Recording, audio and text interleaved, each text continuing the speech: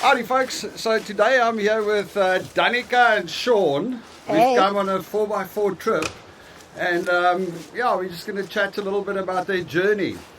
So guys, tell me, when did you arrive in Canada? So we arrived in the October of 2021. Hey? Oh, so you... COVID. Yeah, that's a Yeah, just after we did. We came in January 2021. Oh my goodness. And tell me a little bit, how many, you've got kids, how many kids? We've got four. 4! Oh, yes. You arrived with 4 kids over And it here. was Four ranging kids. from high school all the way down to kindergarten. So it was definitely an experience and a half. Wow. Yes. And your kids going to normal school? You're not homeschooling or doing anything like that? No. They No, went no. to normal schools, secondary schools, elementary schools, and Kindergarten. kindergarten. And how are they fitting in? Fine, hey. So my daughter had a little bit of a hectic time fitting in and finding herself. But she was, 14 at the time? Oh yeah, it's a tough Age. It really, really is. And the younger ones were also pretty much, they're COVID babies. So they were pretty much at home. So anything new and exciting was like, oh my goodness, we're going on an adventure. So it was good for them. After being stuck in the house for 2 years. Highly She was recommend it. quarantined, Shayla. Yeah, Shayla was actually quarantined, yeah. Oh wow. But Damien also, he struggled a bit to make friends. He was at Part-Time Boys in South Africa. So Yeah. he missed the brotherhood of that. I can imagine because the boys' schools are a bit of a brotherhood, right? It's very much a brotherhood.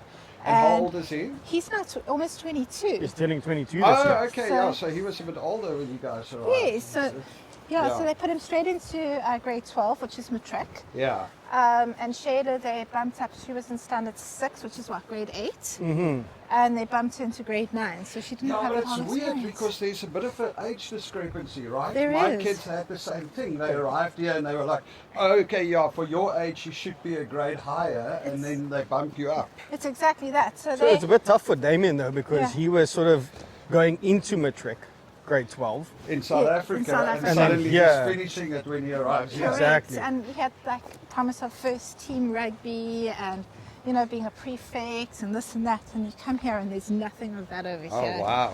So he had to find his feet, but he's doing so well for himself now. He's actually a bartender.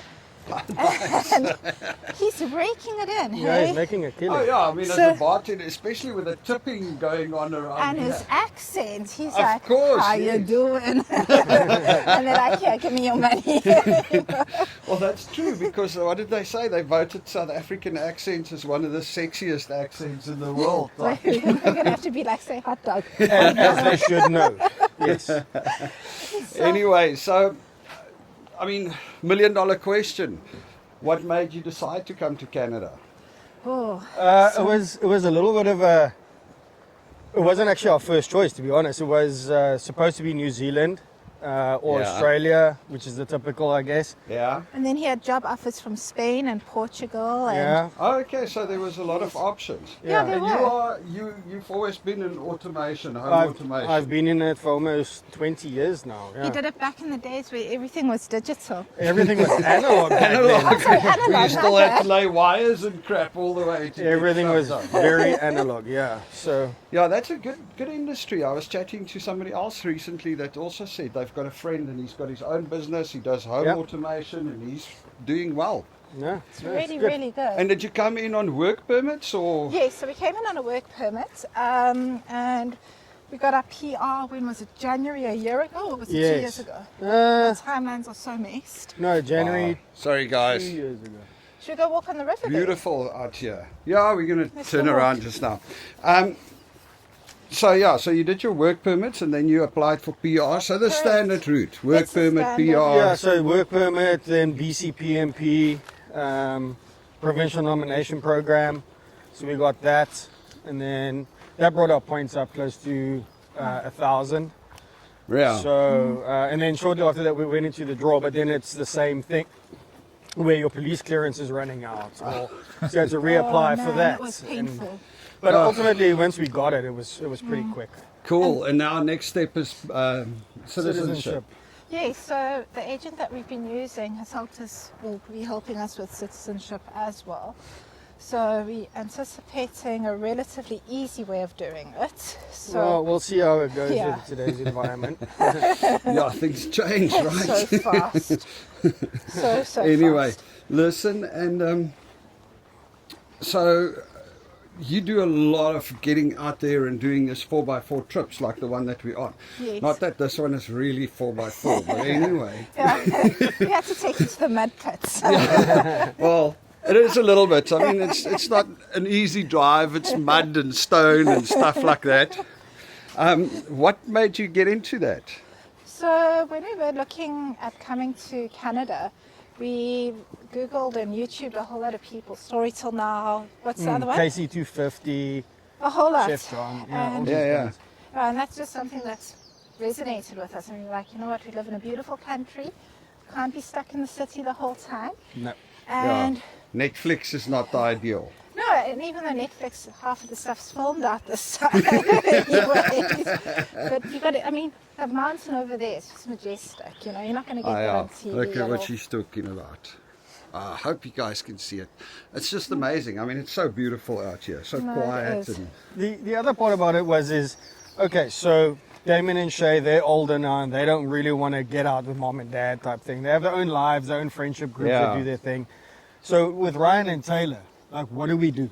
You know, what do we do to get them out of the house so they're not just those typical kids that want to sit on iPads? stare at the Right? screen. So being kids like when we grew up, play in the mud, go play outside, do your thing. So we decided when Daneka had a Dodge Grand Caravan, we took that one off-roading once or twice, and then Handled really well. But then we realized we needed something more bigger because we wanted to go see more. Yeah. So we pulled into White Rock Dodge. Daneka looked around a lot to see what was happening, and when Christine from White Rock Dodge showed up with the Ram, Daneka's like, "We're buying it."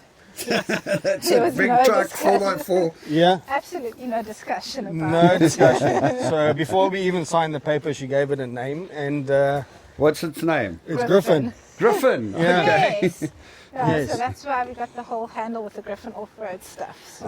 Okay, cool. Yeah, you've got social media. What social channels do you guys have? TikTok, Instagram, Facebook, and Sean's trying to set up a YouTube channel. But yeah, Yeah, we're we'll a bit see. camera shy. Yeah, we'll see what the YouTube All right, so channel. I'm still in my Crocs, so I'm not going to go through the mud down here. Yeah, this is No, So let's this just is- brutal. let's just turn around. Go that way. Well, Sorry, Sean, let me get on this side of you.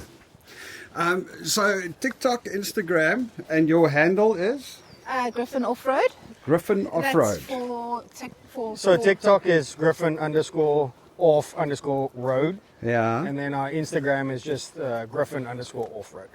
Okay. And why the social channels? Daneka and I have always taken photos and posted it, you know, whether it's on Facebook or our Instagram accounts, our personal accounts. And that's mainly for journaling. family and friends and all that stuff, but also a journaling thing because it pops up with, 3 years ago you did this. So, coming to a new country and going on all these adventures with the kids, it just made sense to put it online. And then next thing we knew, Griffin Off-Road Instagram account started. Daneka started the TikTok account. And before we knew it, the TikTok account's almost at 1,000 followers, and our Instagram account's almost at 320. It's small, but we're getting there. Yeah, slowly Well, but surely. that's it. I mean, one of the reasons people don't necessarily think about is, put it this way, if it wasn't for my YouTube channel, I would not be right here where I am right now. Exactly. You know? Exactly. Because the thing is, when you're a content creator or when you start something like that, so suddenly you have people that watch and they follow you, and you got to be like, oh, I got to do something. And it's just another reason to get off your ass and get out there, Well, right? that's exactly it. Should we go look at the totem poles? Oh, yeah, check Yeah. this. Those are really cool.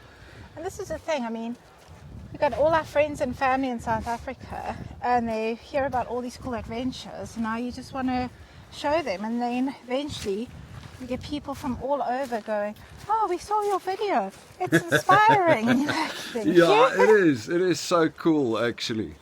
And so, doing these off-road adventures, how do you pick the places? Like, So he uses his maps. Daneka has a rough idea of the part of a landscape that she hasn't really been to. So she's like, well, I wonder what's down there. She's a typical meme. She goes next to a gravel road and she's like, well, where does that go? So that's literally it. So we've got our subscriptions with Onyx Off-Road and Gaia GPS. I have it open on my big screen at home on my computer. And I map it out and I sort of see what it's like. Ask some questions. We Four-Wheel Drive Association of BC members, so we ask a whole bunch of people questions. Yeah. Yeah. We have friends that go off-roading, so we ask the questions and then we go. And you basically try and get out every weekend, winter or summer. Well, we try. Yeah. We definitely try. That we unfortunately have to make time for housework, which is sad, but it's a reality. Through that, there's nobody coming to do your dishes or vacuum the lounge. It sucks. I miss it. I miss my Gogo G so much. Such a lovely lady. Yeah. So, a couple of other questions. Yeah. What's the thing that you found the hardest or the weirdest in Canada? Sorry, I should have prepared you for this one. No, all good. No. I think culturally to fit into work, it's a big thing. And surprisingly, the toll on a marriage. Yeah. Sorry to get deep over No, there. that's how it is. I mean, it is what Yeah. it is, right? I It think is. it makes it really hard for people. Yeah. It is actually, everybody sees the glamour of moving to Canada, but what they don't see is The struggles. the effort and the struggles and the absolute ridiculous pain in the ass. Well, that's the thing, and then the loneliness and the longing, because we arrived and it's the excitement and it's the travel and it's like the getting through the airports and all that stuff. Then you arrive here. Yeah, sorry, just got to stick in my crock. Then you arrive here and you sort of think to yourself, okay, well, where do we start? And it's a bit of a wild roller coaster, because in South Africa you're not going to just go walk down the street. So now we come here and there's a bit of freedom. So Yeah. now the older two were walking the streets with their school friends. And that's been And very you sit here and difficult. stress your ass off because your Oh kids my are... goodness. Where's your live location? Yeah, why are you not checking in with me every 30 minutes? You know, but they do what they want to go and do. And like the youngsters now, they go to their friends' houses, they take their bicycles and they cruise and they go to a Which park. freaks me out completely. Little Taylor, who is will be 9 this year, she Yeah. goes to friends' houses and off she skedaddles to the beach by herself and to a park by herself. And the mummy and you're going, wow, you're going to get kidnapped, you're going to get run over, you're going to get whatever. And they're fine. Yeah. So Yeah. learning to let go is a big one. But also, I think the freedom that the two youngsters have of just having a Oh job. man, having the childhood that we grew up with, no? Yep. Where, I mean, my parents never knew where I was. It was like, as long as you're home by dark, you're good. Exactly. If the street light came on, you had to be home. Yeah. Over here, it's like my daughter goes down to the beach. It's just, it's just a different story. Yeah, 100%. And you don't feel worried. Yeah, you too, bye. You see, 1 in a million. As we were talking about now. Damn it, we can't skin in Afrikaans. There's lots of us. Yeah, there's lots of South Africans. I mean, we are currently at a recreational resort, BC Parks recreation area, about 30 kilometers off the main road on a dirt road in the middle of nowhere. Yep. And then we get And you out. run into another South African. What are the chances? It's crazy. Actually pretty good. It seems like it. Anyway. Yeah, no, it's All fine. right. Cool. So you say one of the difficult things was fitting in culturally Yes. and actually getting to let go. Yes. And the cultural thing is definitely at work as well, because South Africans have a tendency to be very thick-skinned and very blunt and to the point. And over here, you got to add a little bit more flower to the words, and a little bit more mindfulness. Yeah, they don't necessarily always catch the humor, and No. because I mean, as South Africans, we kind of tend to, Have a sick humor. make a joke out of stuff that's maybe not funny to the rest of the world, but that's our coping mechanism oftentimes, right? Well, that's I true. tell them constantly I'm colonizing you, and they get all And so how many miles have you guys driven on these 4x4 Oh, trips? geez, I have wait. no idea. So we bought the truck with 27,000 Ks on the clock, so it's now 39, yeah, so like 12,000 Ks in 3 months. Wow. Like Yeah, because I saw your little map that you showed me earlier of where you've been. No, it's like you've been around, right? Oh, we've 100%. definitely gone down the roads. We average on a weekend anywhere between 250 and 400 odd kilometers, per day, depending on where we end up going to. But sometimes we just do a day trip. Sometimes we camp it out. It's Which all is fun. scary. It's actually such a lekker thing. And It is. winter time, do you do winter also? So we don't camp in winter. I think we're not used to mostly the day climate trips. just yet. But Not that acclimatized just yet.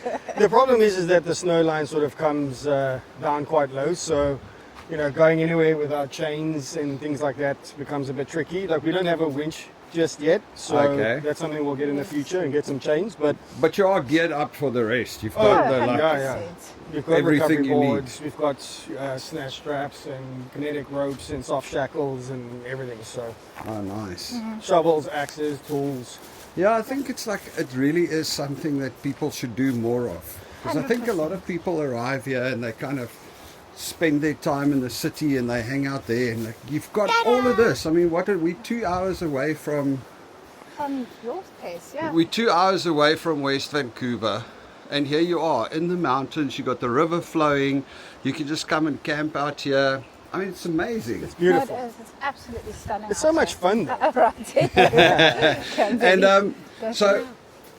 do you have any advice for any other people arriving here? Buckle up. Ultimately, it's a journey. Right? It is. And there's going to be the easy parts to it. There's going to be the difficult parts to it. I mean, we're a solid couple, and I was working 10, 12-hour days. She was trying to manage the house and find her own feet. Sometimes we live past each other. She's asleep, I get home, I fall asleep, she wakes up. It was just, but I think Fireproof your community, marriage. fireproof your marriage. I think that's important stuff. Speaking of which, Daneka wrote a nice article about what they did, and it's on the 1 minute. South African Institute website, so go check it out, because it is an important thing. I think I 100%. see so many people that immigrate and then their marriages fall apart over Right. here. 100%. And that's something nobody talks about on the websites, about. I think. Yeah, nobody those wants are to those are the little warnings that you don't get. So those are the things people that But it's how we are as humans. We tend to like try and focus on the good things, and sometimes it doesn't prepare people for. Some bad things. Say that nicely. No, well, but that's the thing, though. I mean, before we came here, we had to have a serious conversation of, where are we as a couple? What are we doing? What is this something that we're going to be doing, and we're going to make this work? We had to have the conversations. 100%. Yeah. But I mean, with all the downs and stuff, we've always had really, really good communication. We'll For say the it, most part. and we'll talk about pretty much anything, and Well, that's the important bit, right? you got to work at it ultimately. Right? Oh yeah, It's not free. I think that's a key thing is you got to work at it, and you got to understand that it's not just plain sailing and No. clear. Everything. Sorry, everything is not just going to be Come on, guys. perfect and awesome. You're gonna have tough times, and you just Yep. gotta. I think something I always tell people is you also got to remember your why. Yes. Yes. Because I speak to people and they go, "Oh, but it's so nice in South Africa." I'm like, "Then why are you here?" But this is the thing. Because it sucked. When there was a reason for you why you moved here, A and lot remember of that. people romanticize it after year 2, year 3. Yeah. You do tend to go, oh, it was so lovely. And it is lovely in South Africa, Oh, yeah, don't get it me is. wrong.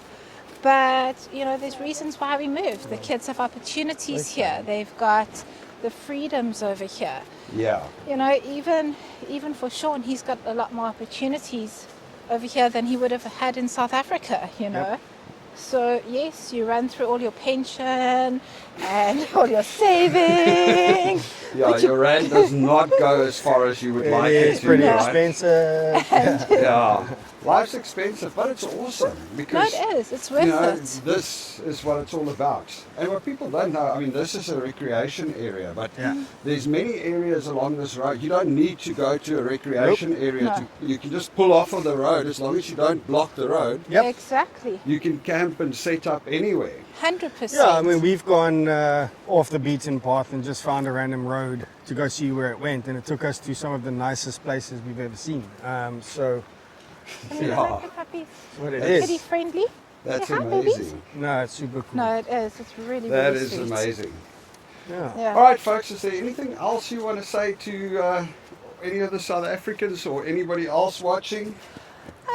Just be your authentic self and you'll fit in, you know. It's been an amazing journey. It's an adventure. It is, 100%. And just got to keep looking at it as an adventure. And adventures have good days and bad days and rainy days and sunny days. Just got to go with the flow. Yeah, and you'll learn how to live with all the rain. You just Yeah. walk in it now. So And you're not the only one that runs into crap along the way. everyone's got the same struggle. So Yeah, And very, what- very similar. I think that's one of the things I find the oddest. You know, people go, oh, but I'm struggling. And I'm like, yeah, you're struggling. But so it's like, you The know, rest of the... a lot. a lot of people. Locals and new people. Yeah. You know? That's another thing is you got to integrate. And the sooner you integrate into society, the better it is for Oh, you. yeah. And it's not just staying with your South African friends because it's comfortable, but it's getting out there and Meeting new people. meeting new people, getting out of your comfort zone because that's where the magic happens. True. Yeah, there's Exactly. All right, guys. Thank you very much, number You're one, welcome. for Thank this you. day out. Thanks for bringing us out here. Oh, We're going to do another one of these, I'm pretty sure. 100%. Sure. But next time we're going to leave Belinda and Madeleine at home and we'll go to one of the deeper mountains because Belinda and Madeleine has been like, no, don't want to. Shame. Anyway, thanks for everything. No, Have a thanks good one. for coming. Nice to Cheers. see you guys.